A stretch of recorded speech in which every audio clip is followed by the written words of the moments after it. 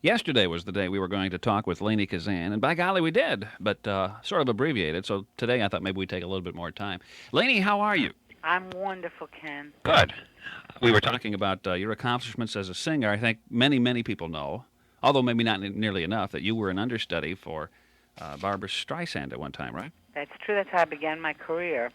And I was her understudy at the very beginning of, from the onset of rehearsals in Funny Girl. And for 1 year and 3 months, I sat around and waited for that poor girl to get sick. It wasn't a pleasant job because number one, you really don't want someone to get sick, but then on the other hand, because of the kind of job it is, you do want them to get sick. So you're in constant conflict.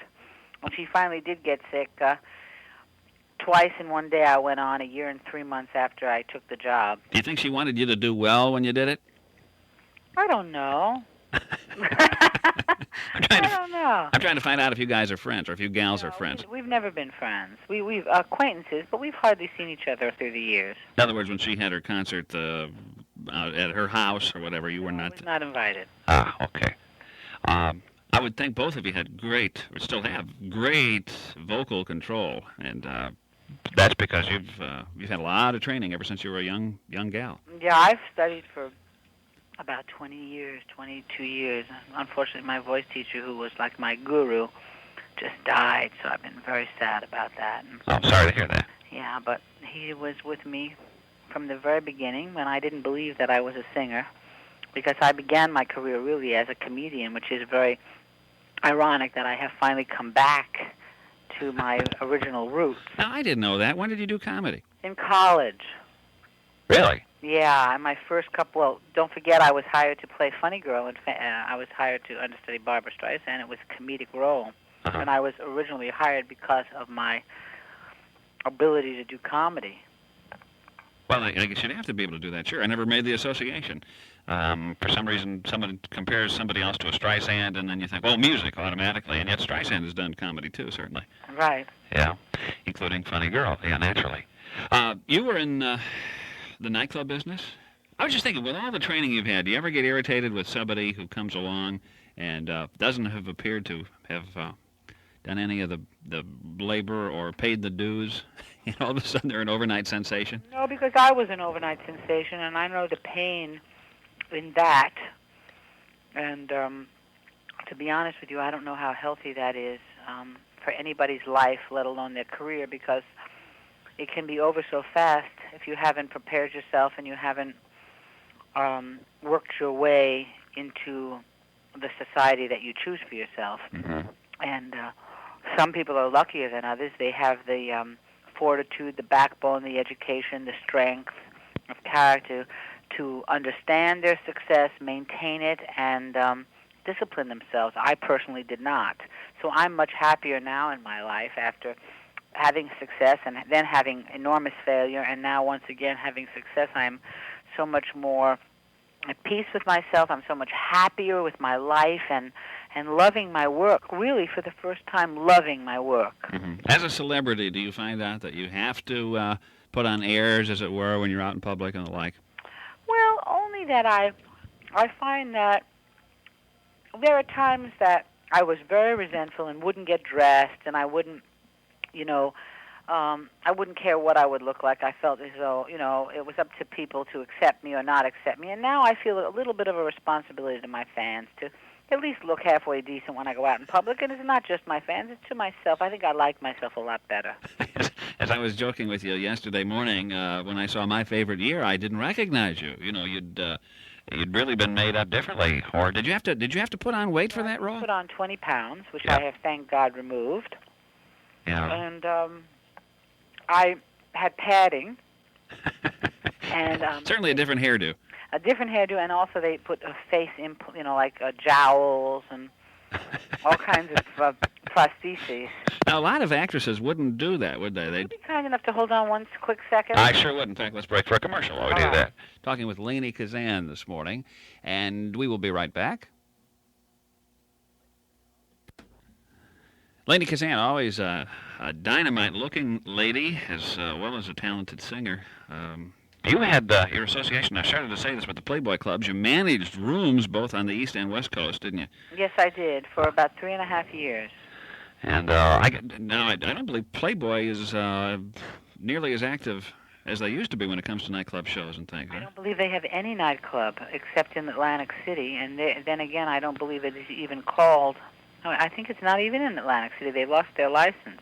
Is that right? Which is sad because, Playboy was world-renowned for their appreciation of the jazz artist, and they were single-handedly responsible for presenting some of the great jazz artists of the world. Mm-hmm. And that's when I first originally took over the club.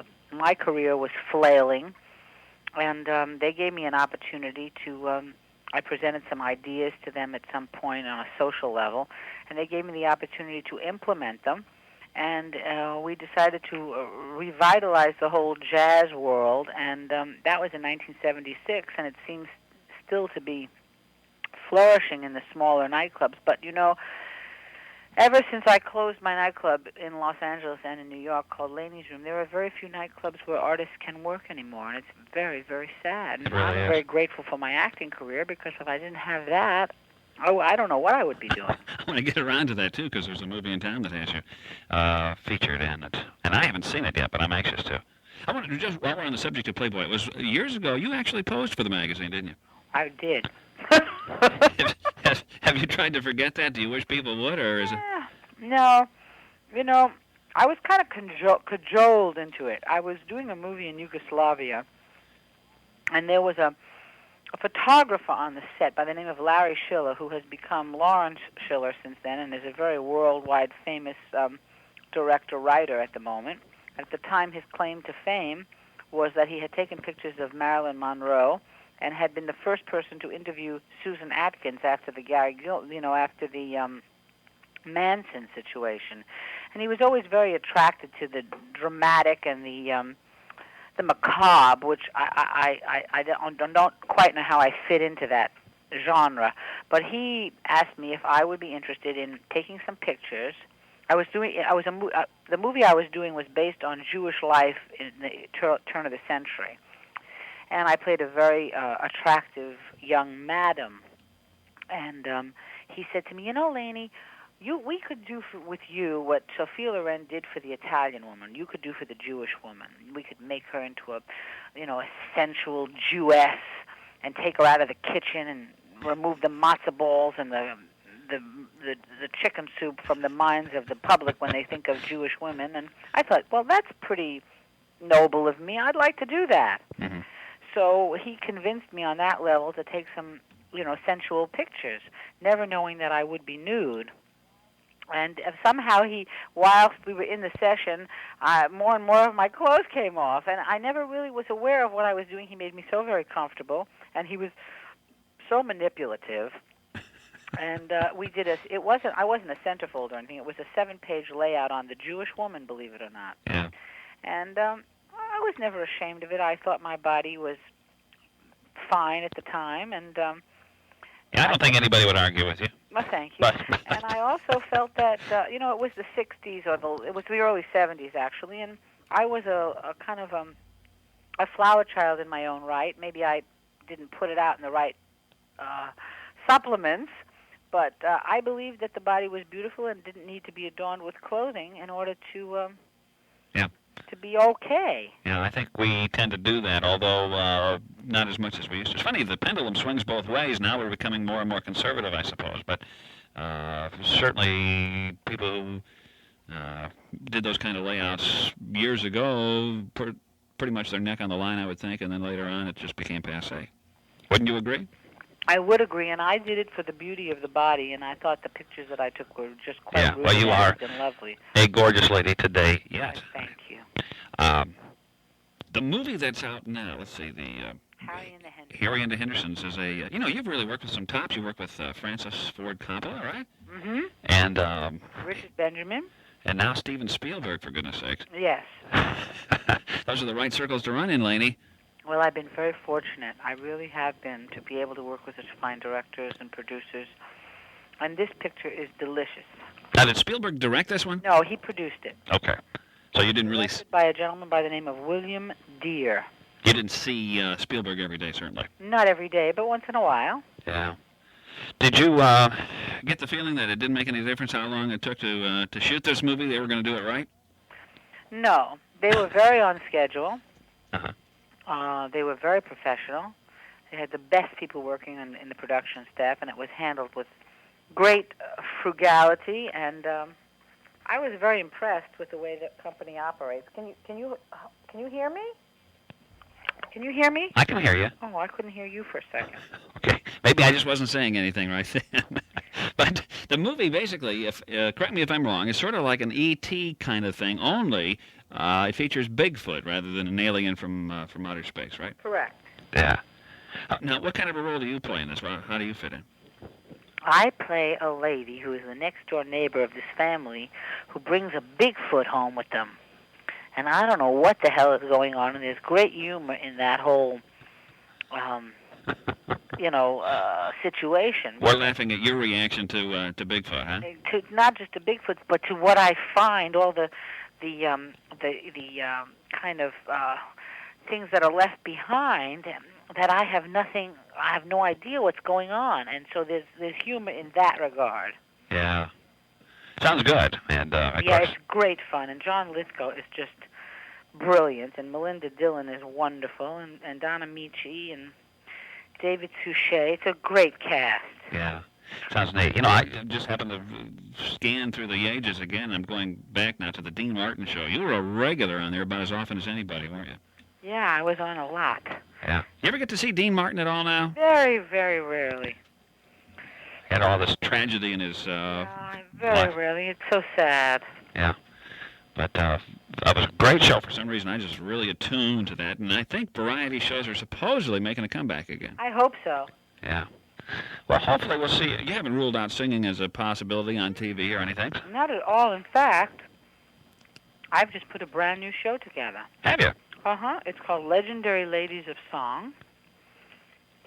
And I originally put it together in order to do college concerts as an educational program for young people. Yeah. Talking about the great singers of the 50s, the 40s, the 30s. Mm-hmm. And it became so entertaining that some writers got together with me, and we've now begun to write it so that we can put it in theaters across the country. Do you have other ladies with you, or do you... No, just me. So you're doing all these other people? One-woman show. I'm not doing the people. I'm just singing their songs. Oh, okay. I'm paying tribute to them, a la Garland, Piaf, Fanny Bryce, Ethel Merman, Billie Holiday. Ella? No, she's not dead. Oh, okay. She's dead to be in my show. Okay. Okay. Well, let's hope she doesn't get in your show for a while. Oh, God, I hope not. Okay. But anyway, some really talented people from through the ages then. Who sang. Yes. That's neat. Sounds good. We have two colleges in town, so maybe there's a possibility that you'll make it to Bloomington Normal sometime. I would really like that. That'd be great. We could have you in the studio. Thank you. In the meantime, Lainie, it's nice to visit with you again. All the best with the career. We talked about the ups and downs. There was a time you did your own managing, I guess, because in fact, we touched on this one time. Managers can be sometimes unscrupulous, can't they? Yes, they can. I'm back with all the big agents and all that because my career, thank God, has taken off again. And you know, somehow when the dynamics of a career change, somehow you need, you know, those people out there helping you because there's a lot more going on than one individual can handle. So I'm back in that, hopefully in more control, hopefully in a better place to judge what's happening and be able to deal with not only my business but my business people. So it's an education all the time, believe me. I don't mean to put you in the same ballpark at all, but could you almost understand what Jim and Tammy Baker were saying when they said they didn't know how much money they made, they didn't know where it went and all that? Yeah, I could, but I really think they're outrageous. Okay. I mean, I have really very little patience for them. Yeah. Well, I think you're not alone in that department either. Lainie, all the best. What a way to end it, talking about Tammy and about Jim and Tammy. But everybody's people. Yeah. Okay. Hey, Lainie, Kazan, all the best with your career, and gee, I hope we get to talk again sometime down in the future. I'm sure we will, Ken. It's been great to talk to you again, and give everybody in Bloomington my love. We will do it. Thank you. All right.